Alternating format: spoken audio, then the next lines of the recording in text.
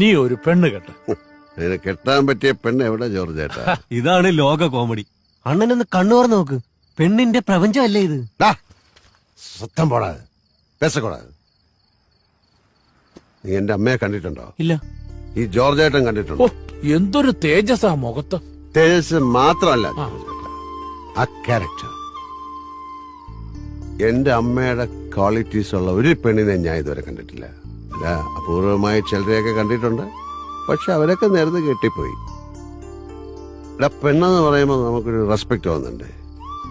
ഇതെന്റെ പാർട്ട്ണറാണ്, അങ്ങനെ അഭിമാനിക്കാൻ തോന്നണ്ടേ?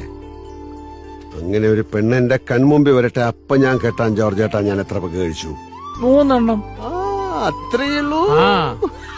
5 വർഷത്തെ ഗ്യാപ്പിന് ശേഷം 3 എണ്ണം.